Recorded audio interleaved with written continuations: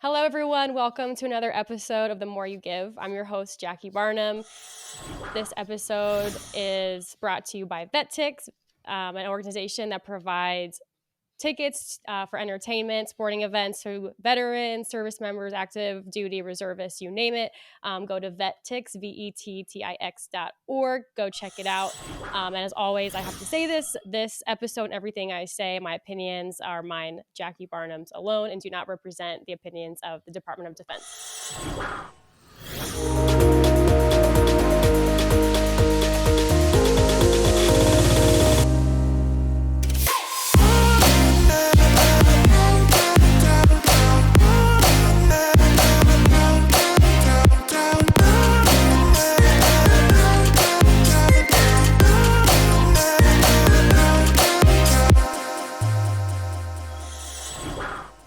So, getting right into this episode, we have my old company officer, and I didn't mean to say the word old, my company officer from the Naval Academy.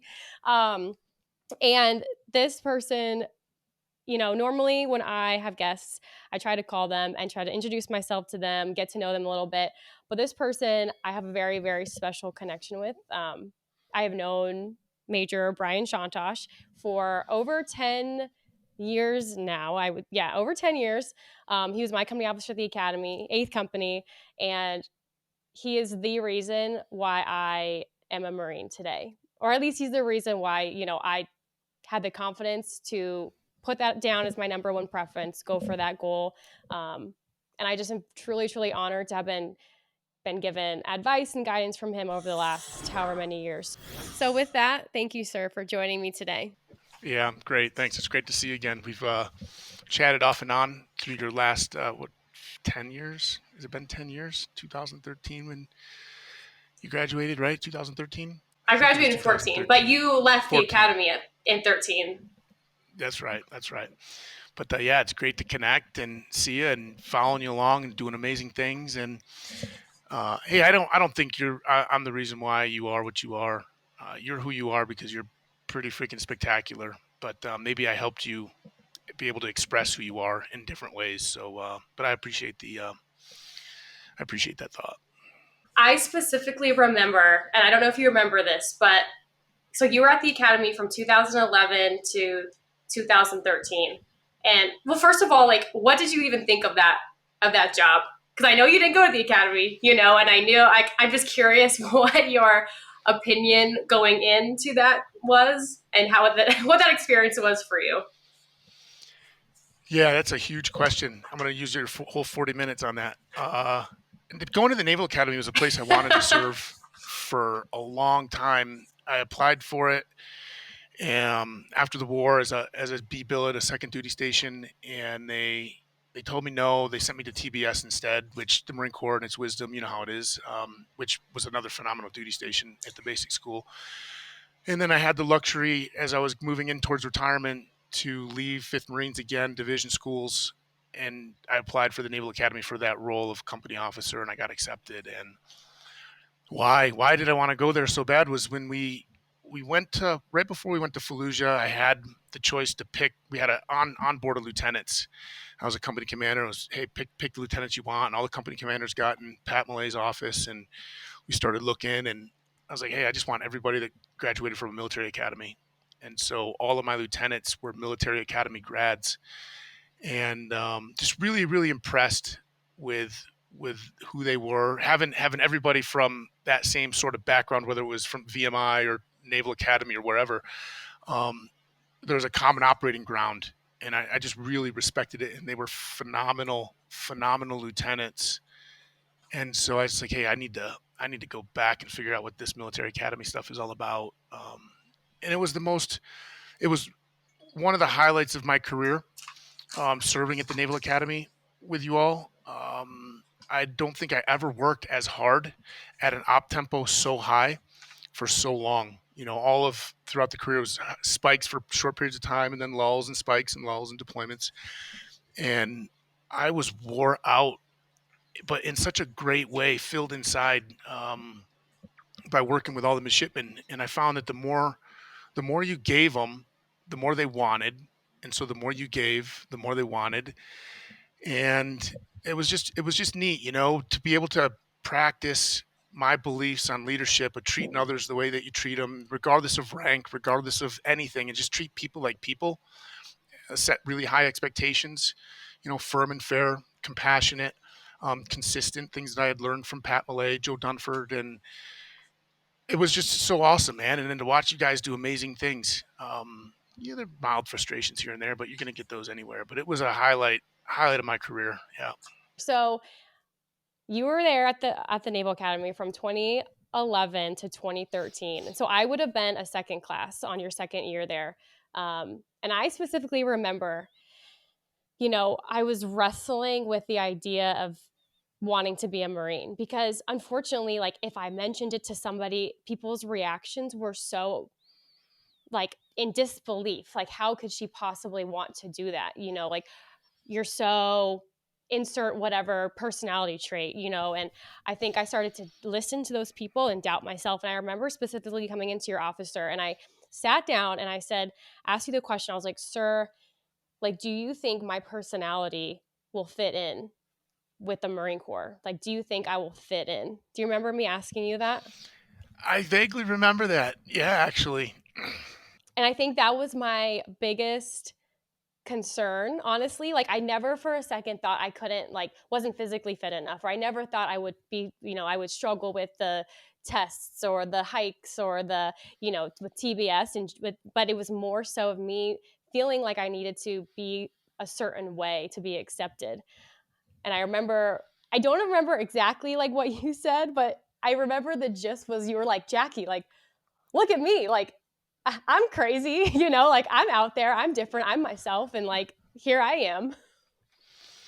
Yeah, it's a lot of different things involved there, right? Like you're at the United States Naval Academy, and a lot of people don't think that they graduate Marines or Army officers or Air Force officers. The Army and the Air Force officers are very, very small. On you count them on one hand, but a large population of the officer corps in the Marine Corps is pulled from the Naval Academy. Um, and there's a lot of pressure too, right? Like because you make up a small percentage of the Naval Academy, a graduating class of 1,000 and change or whatever, and we pick, I don't know what the number was back then, 80 or 90 of those Marines as a cohort. And there's a lot of pressure for you, a lot of pressure around like, hey, you're at the Naval Academy, be the Navy. There's more Navy people. You're surrounded by all of that culture. The culture and the institution of the Naval Academy with their nuances is very naval, which was an adjustment process for myself coming from the Marine Corps, as with most Marines. Um, but and then there's the stereotype of Marines.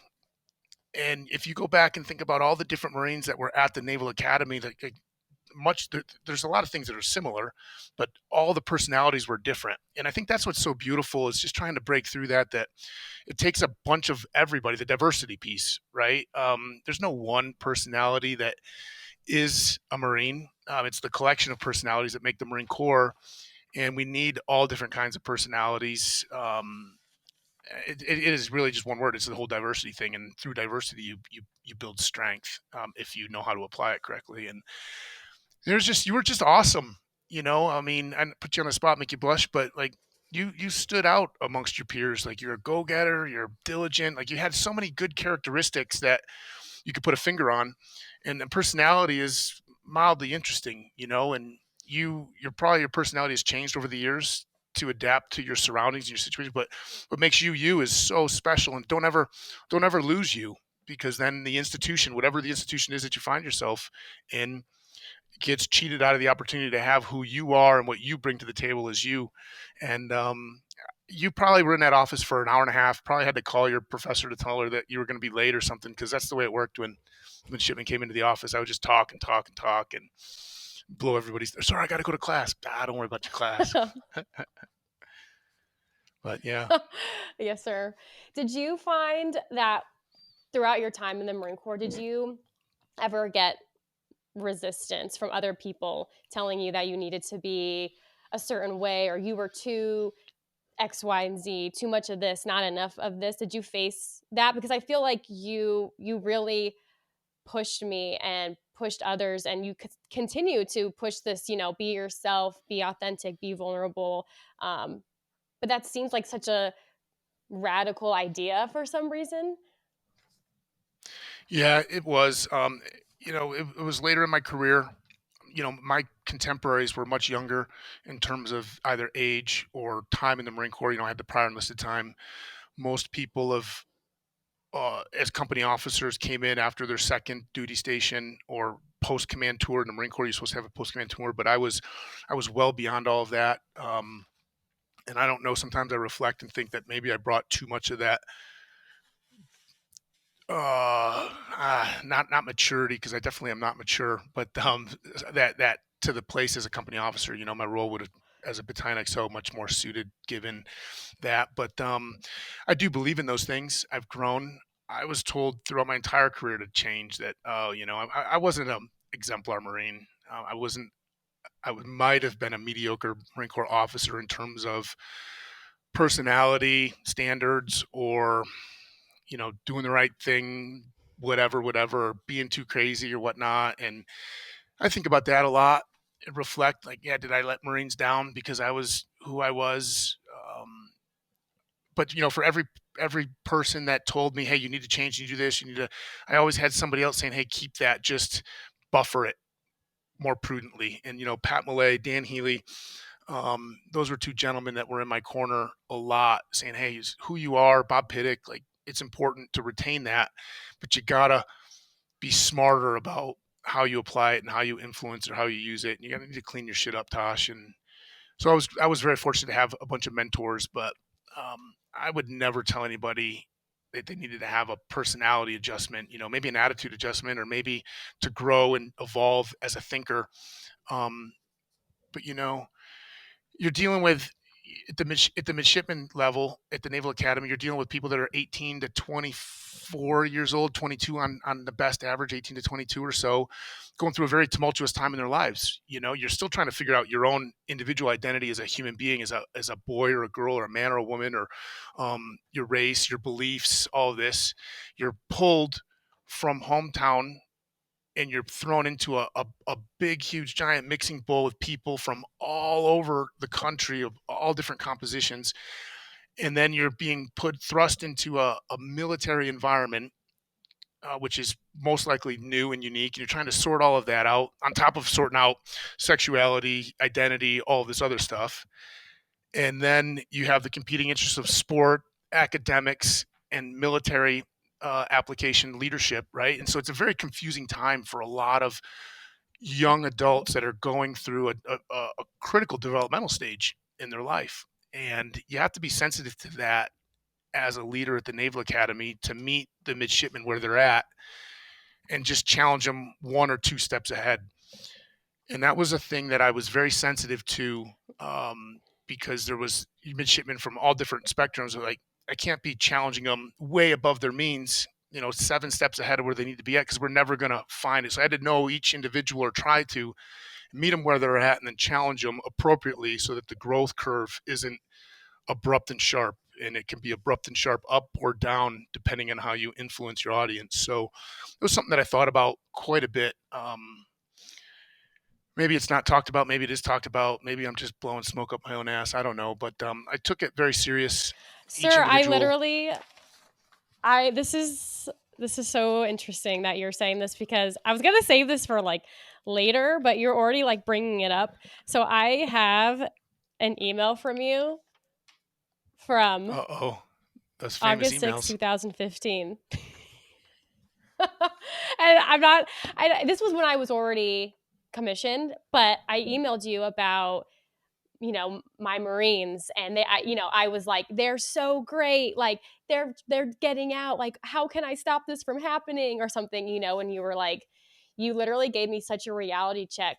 But literally what you just said about meeting whoever you're leading, like where they're at, and then challenging them as appropriately. And literally in this email, I have it highlighted, where you said, Jackie would be best served to love them and treat them well and task them and delegate and give them as much responsibility as they can prove to be challenged with. That will make them further grow. And like, you literally just like said that again, just now. And that's honestly how I approach even like my students, because I'm a company officer at the Naval Academy Prep School.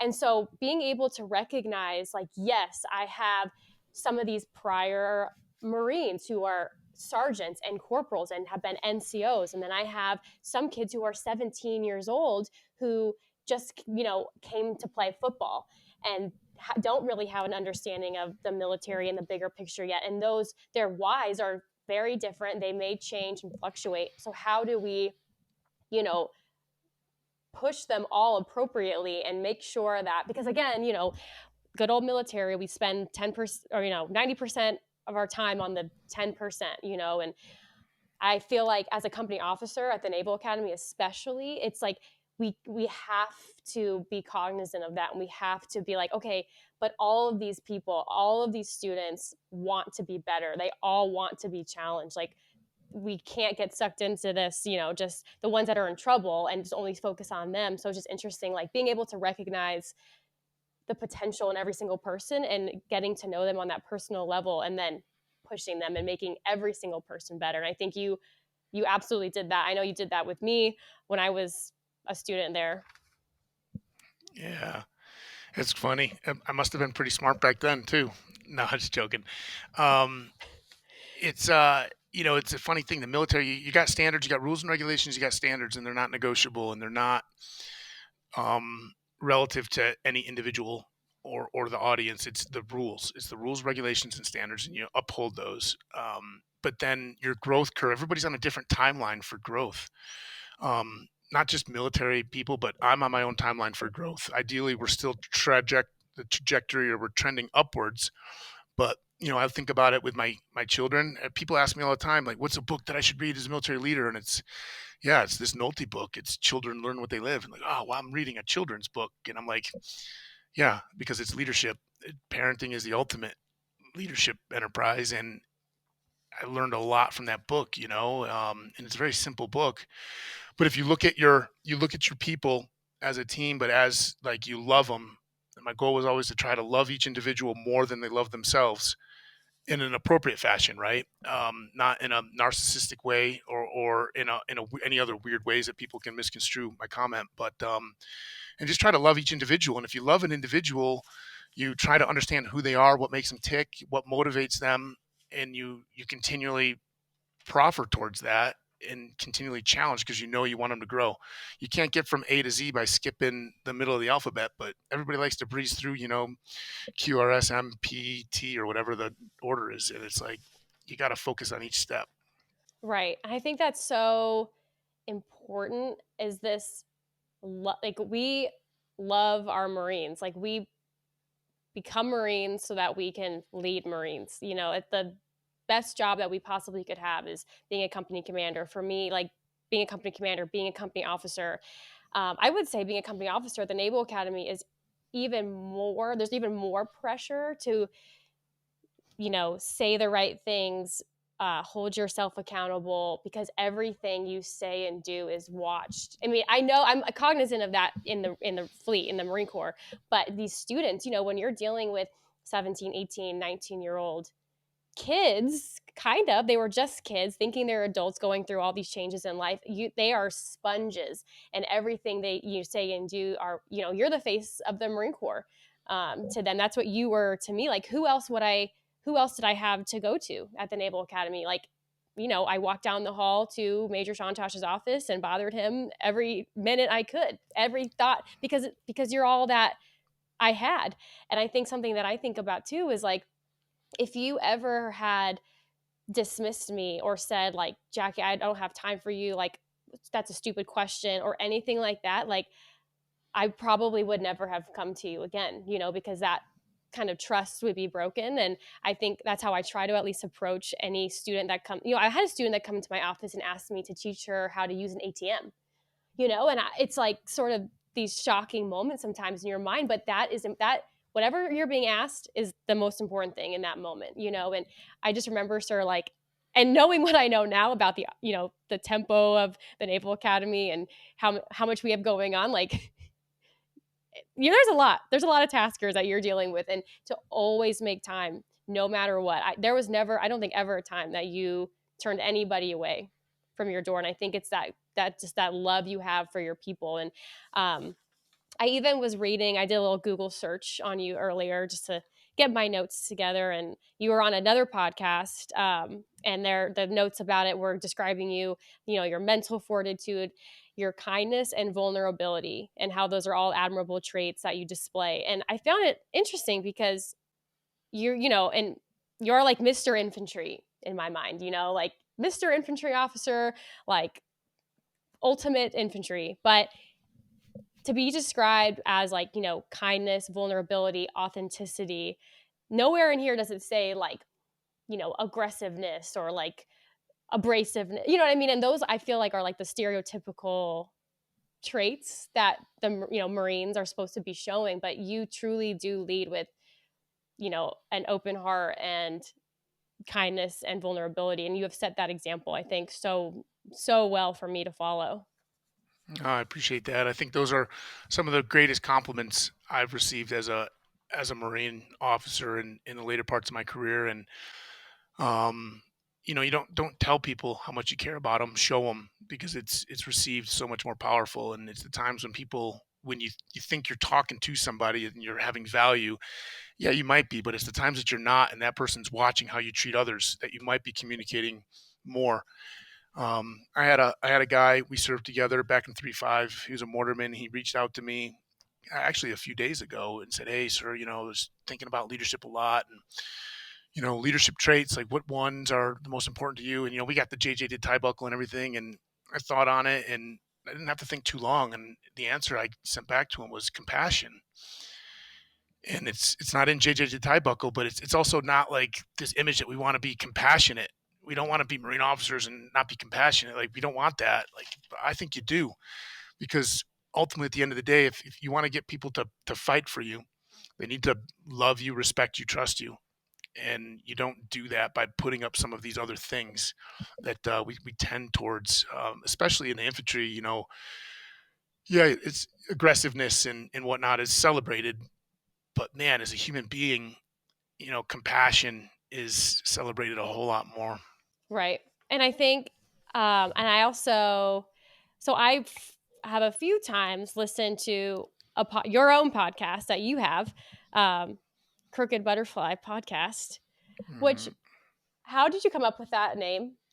I don't think I've ever asked you Oh, that. What is that? Is there like yeah. a reason for the name? Nicole and I talked about that a lot. There was a song that came on the radio one time about a butterfly and broken wing and picking it up and caring for it. And the lyrics really resonated. And I think a lot about life and where I went wrong, where you try to guide others from not going as wrong as they're about to. Um, and thinking about a butterfly, and they don't fly in straight lines, you know. Even to get deeper, a butterfly, it's super underappreciated when it's young. It's a caterpillar, and then it has this life-changing event, and then it emerges as something completely different through that struggle. And they're gorgeous, they're beautiful, and it's that's life, right? Like, people, their germination period is, they're underappreciated, this that, until they reach something, happens to them, and then they emerge through that into something wonderful. But then that's when the journey really starts. And butterflies, they don't fly in straight lines, they can't. And I look at a lot of people when I mentor, I guide my business, helping people navigate life, which is extremely complex these days. They set goals. Oh, I got to have a goal, and I got to backtrack my goals, reverse timeline, and set the steps. And it's very linear. When in life have you ever done anything like that linear? Do you think of any period? You're always moving and flowing to events that you have no control over. You have limited control about putting yourself in those situations, but no journey is perfect and straight. In fact, the beauty is in that you wander a little bit, and you arrive, and you just be as beautiful as you can, given whatever path you're on. So crooked butterfly seem to fit. There's my super sensitive, oh, that dude's a dork, but I think about it a lot because it's pretty valuable. I've just always wondered that. Uh, so thank you. Now I can tell everybody who's wondered. We've all wondered that. But there's a specific episode that you have from November 7th 2021. And the title of that is Courage to Be Yourself. And I kind of keep going back again to this sort of theme about being ourselves and being vulnerable. And I think I listened to that podcast episode, I listened to it at least 3 times. I have to skip through the beginning when you're talking about like hunting and stuff because don't I don't relate to the hunting part.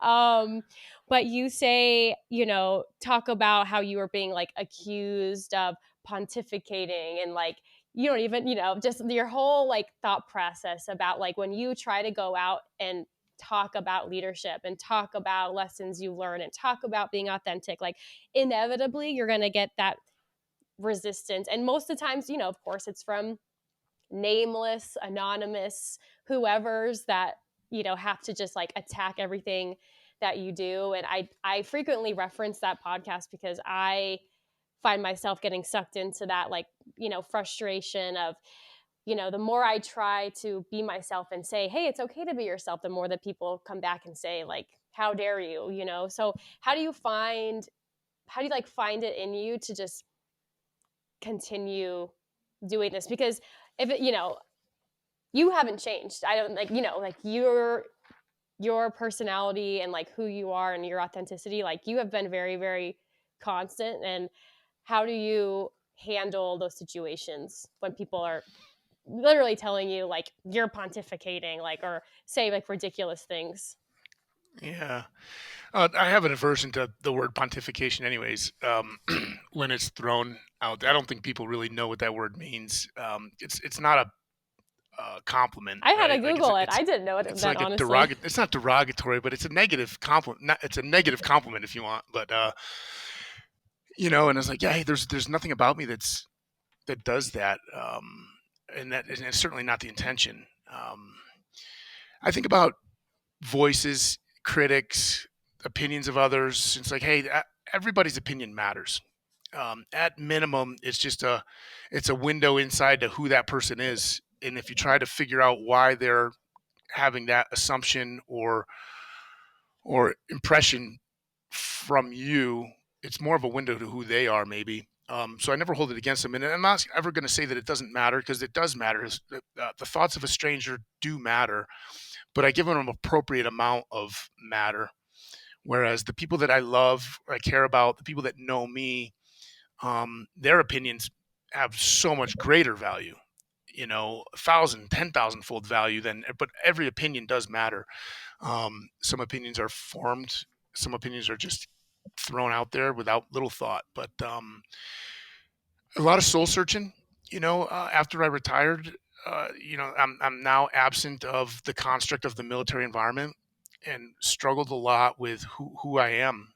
Who am I? Like, am I going to be the same person now that I don't have the Marine Corps as a frame of reference to fit in a mold? Like, and what parts of being a Marine can I get rid of and let go of, because now I'm not in that situation or environment anymore? And what parts of me need to stay in place because that's who I am as a human being? And there was a few years there where I just wrestled with that, and just really grown a lot after retirement. Right, 21 years in the Marine Corps, and then my large part of some really, really powerful personal growth happened in the 3-4 years afterwards. And it's like, I always not preached, but I always was an advocate of consistency. Like, who you are in any situation needs to be the same. And if you're different, given different situations, then there's an interpretation process that has to go on. People have to figure out, like, well, who is he today? Or who is he? Or why is he like this? And so you just try to be as consistent as possible across as many endeavors as possible. And that's who you are. And that allows people to understand you more. And now communication can happen, and now trust can be built, and now respect is formed and trust is built. But it's something that I look forward to. I don't need to impress. I'm actually getting ready to release another podcast I've been working on for a few weeks, just off and on in my head, about what I'm doing in my life and why do I do certain things and what am I getting from it, who's getting benefit from it as well. And you do things for others, you do things for yourself. You're trying to validate yourself to others, you're trying to validate for yourself. And when is enough enough? Everybody's always talking about all these big names in the leadership sphere on Instagram and social, and growth and do this and do this and do this. And I'm just like, that's bullshit. Like, that's just all business talk because you're trying to make money, and not that that's wrong or anything. It's just like, I just don't find that really works to the degree of fidelity that I want. And anyways, I'm rambling again, but you can connect the dots. It's funny that Tony Robbins actually recently came out and said it's all this positive thinking stuff is bullshit. And I'm like, that's where you made your mega millions of dollars, was positive thinking field. And now it's not, and it's like, yeah, hey, way past this whole, positive thinking stuff. And what matters most is developing this core inside the heart, right? And it's balanced with what you've built in your head, and you negotiate between the two, and you arrive at something that is you. And as long as you're putting things into practice every day that reinforces that, you can have a wonderful positive effect on the world, uh, and even better, like the most loved ones around you. So who cares? Like, what are you, somebody gonna call me a sissy? Like, whatever, man. I'm not worried about any of that anymore. It wasn't always like that, back in the 20s, my Right. 20s, early 30s. We're very much concerned with what other people think. And not that that's wrong. It's just where we're at in our growth continuum. And I feel like we all move through that at a certain point. Right. There's something specific you said in there where you said in your episode, there is always the type of person out there that I'm not. Let those people attract those people. So you literally were like, I'm A, and A's attract A's. I don't necessarily want to attract the B's and C's and D's. Like, if you are interested in the B's, C's, D's type people, like, that person exists. I don't necessarily have to. You said, I don't want to be the kind of person who isn't happy with myself for the benefit of others. And I like literally was I have like written notes on this podcast, and these are like have become my mantras almost. Yeah, I think that's a key maybe to a happy life. And I do believe that. There's you might as well just be yourself because everybody else is already taken. That was a quote that I had heard from somewhere else a long time ago, and I think about that a lot. It's like, why am I trying to be like so and so? They're already taken. Like, let me be who I am, and if you find that attractive, you'll be in my corner, and we'll have an exchange, and there's value in the relationship there. Um, and it's founded on it's I think I might have even in that podcast talked about like dating. It's like when you're really really young, and it's the girl that you want to date in high school. It's like, man, I need to be something that she likes me. So you try to be that person, and then, oh, okay, cool, then you start dating, you're holding hands and stuff, walking through the hall, and that relationship never lasts, because eventually you figure out who each other is. It's like, man, I'm not really even attracted to that person. Not that they're a bad person or not, but it's not for me. It's not the jigsaw puzzle that fits. And so then you start dating somebody else, and how many times are you going to repeat that same pattern of trying to be what you think somebody else wants? Because most likely that person doesn't even know what they want either, anyways. And so you're both trying to figure something out, and you're figuring things out based off of something that's not even figured out. So the starting point just needs to be figure out who you are and be that person with unabashedly, just be that person, and you will find your audience of however big or however small that you can have the greatest impact on. And you have to sprinkle a little bit of goodness in there too, right? Because we want to, it's that whole conversation, good leader, bad leader. Well, was Hitler a good leader or a bad leader? It's like, well, like, yeah, the guy's an asshole and did horrible things, but was he a good leader? I don't know. Like, hey, just sprinkle some goodness into your personality, into your beliefs, into your core, and make the world better in the process by attracting the people that are attracted to you. Yes. So I think another thing about you that I really admire is, so you're the type of mentor, or you're a mentor, and I think good mentors do this, is you tell people what they need to hear, not necessarily what they want to hear. So even like, reading through this email from 2015, you're literally like spitting facts, spitting straight truth, and like making really like deflating my second lieutenant balloon there, because of course I'm so like up here and you're like, Jackie, this is real, this is the truth. And there's a part where you say, like, not to bum you out, but I need to paint the reality for you. I need to help you understand so you can rise above and be super successful. um, and then even towards the bottom, I love this how you closed it and you were like, I'm not going to go back and proofread. Like, total, like, major Chantosh ism right there. And I think even in your podcast, you were like, you like said a quote and you're like, I don't know who said it. I'm not going to go look it up. I'm just going to keep going. But you give me the advice and say, hey, don't inflate your people. Don't give them what they always want. And I think that, that is hard to do because we want to make people feel good and we want to, lift them up, up, up, up. But sometimes, like, you have to be honest and you have to be truthful and paint that reality for them. Yeah, that's where trust and respect can either grow or die, right?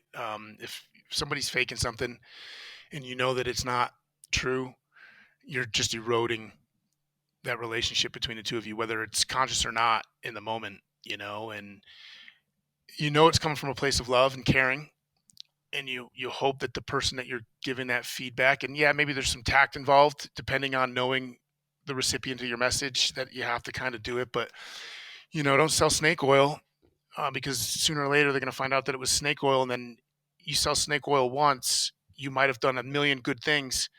You've just ruined all of those million good things because you sold that snake oil one time. And you just got to be careful of that. Sometimes we don't want to tell people because we're supposed to lift them up, lift them up. We don't want to hurt their feelings. Sometimes we tell people because we want to be liked and we don't want to make them mad at you. And it's like, man, that's where maturity comes in, where, hey, I'm telling you this because I care about you. It's not going to be easy to hear, but you need to hear it and take it for what it's worth. But just know that it's coming from a place of goodness, and nobody else is telling you. Nobody else is telling you this. Then either you're surrounded by a bunch of ignorance or people that just really aren't that evolved, you know. And so I just try to do that, and I try to be very, very thoughtful with what I say, even though I do ramble and I don't connect the dots really well with where my head's going at times. But just being thoughtful about the message you're communicating, and it just all arrives because you care.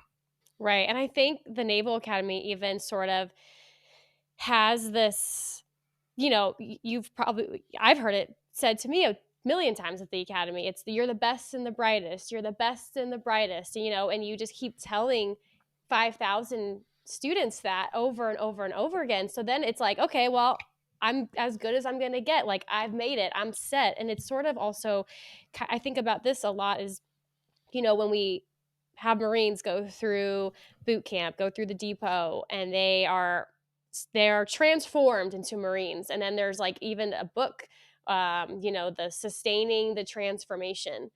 Like, do we just want to sustain? Like, because then where's the growth? If we're already the best and the brightest, like, then there's no getting better than that. There's no, it's more than just sustaining. So I think we have to re-message that and change that, because we get like comfortable when we're just sustaining. Like, yeah, that's easy to do. Yeah, it's funny that you bring that up because I used to get yelled at quite a bit, and I actually talked to a large audience, and then I kind of got in a little trouble for telling everybody that they weren't the best and the brightest. There's value there with forming and shaping and having that messaging, right? It's not brainwashing, but there's something there when hey, you're the best and the brightest, you're the best and the brightest, but that's not growth mindset stuff. But my big thing was it was constantly bombarded to the midshipmen. You're the best and the brightest. You're the future. You're the best and the brightest of America. And I'm just thinking to myself, like, no, they're not.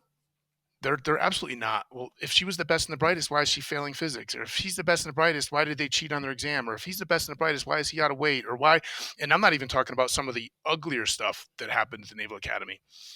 And you got to be very careful with your messaging. If you're constantly saying, hey, you're the best and the brightest, well, this person is getting away with doing this stuff. These other people know, and we're inadvertently reinforcing the new lowest standard.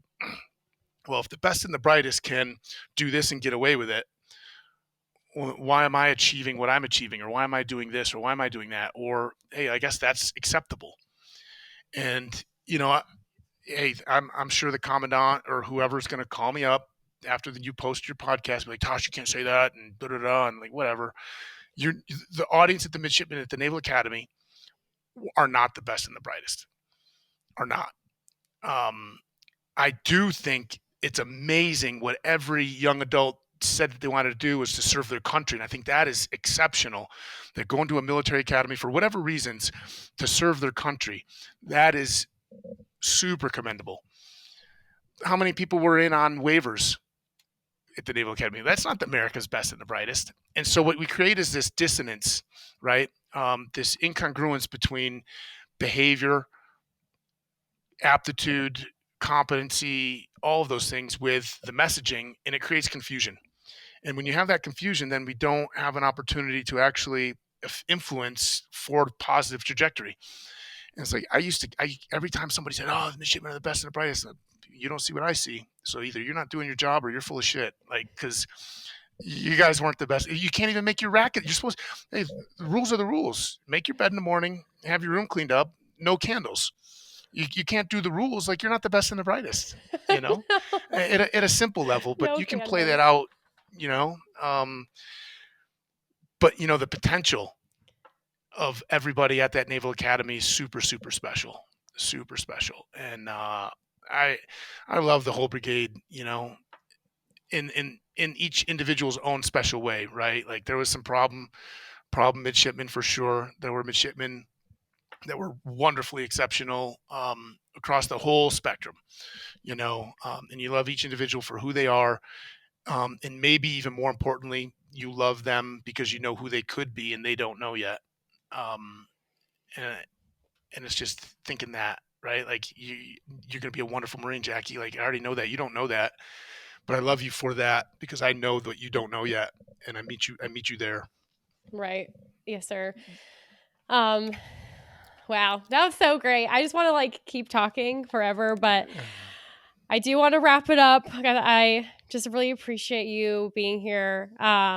Before I close, I do want to read the one more quote from the email because I just find it so so perfect. You said, "I don't suspect that you will buy the ticket I'm trying to sell you right now. It's okay, but save this email and reflect on it after 4 years, even more so after 10."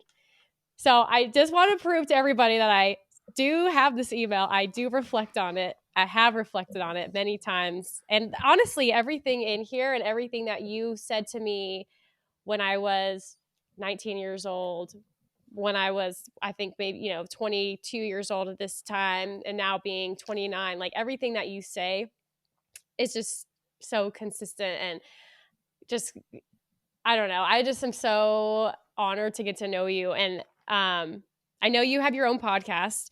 And so where can people find you and follow you, sir? Oh man. I do. I have Instagram accounts is what I usually follow. My personal one, Tosh.crookedbutterfly.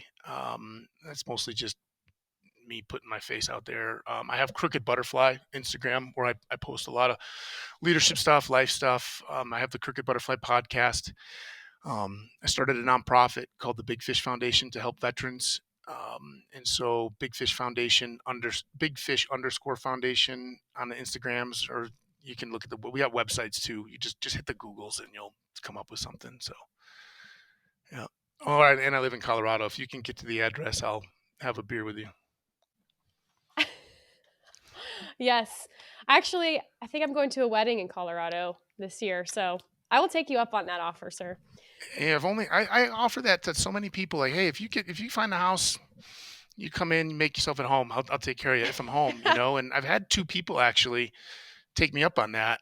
One was at a CrossFit seminar when I was working for CrossFit, and a participant, and I threw it out there, and it must have been like 3 years later. I get this car coming down the driveway, and I go to get the shotgun, and the dogs are barking, like, and he stopped at the top of the driveway, and like, hey sir, hey, it's not that, and I'm like, all right, come on down, and then sure enough, he took me up on the offer. He brought his fiance and a friend, and we spent the day together. I just stopped everything I was doing and just hang out with this guy, and Of very course few you people did. take me up on the offer, Of but course. it's open, man, open house. Yes, sir. Well, usually this podcast is about, how others give. I've had interviewed some nonprofit founders, and I'm talking to Ryan Mannion actually next week, which is going to be super exciting. And the when I started this podcast, it was more of like, I want to interview people who help others, but I just felt like you gave so much to me, and this episode is just really, really special to me, sir, because of what you gave me. And I hope that everyone listening to this can relate, especially if you're at the Naval Academy, a young leader, newly commissioned. I think, Major Chantosh, everything he said, resonates with all of us. So again, sir, thank you so much for your time. I love you very much. I love Nicole. Love, just so appreciative of everything you all do. So thank you so much. You're so welcome, man. I appreciate you. You're amazing, Jackie, and really excited to connect and have a great talk with Ryan. She's on the top list of favorite people as well. So tell her I said hello. Fabulous work she's doing with the Travis Manion Foundation, and yeah, it's just good to connect. And let's just keep staying in touch. I love following you, seeing what you're doing, and you're doing everything that you accuse me of doing for others, and just keep doing that. Um, and the world is right, man. Thank you so much for tuning in to this week's episode of The More You Give. I'm Jackie Barnum. For more episodes and content, go follow me on the Parade Deck. If you haven't listened to my episode with Tanner Green, where we talk about service, please go check that out. It was an amazing conversation. Today, we had a wonderful conversation with Major Brian Chontosh, where we dove into authenticity, being yourself as a leader, and that constant journey to finding yourself and how to be your best self. See you next week.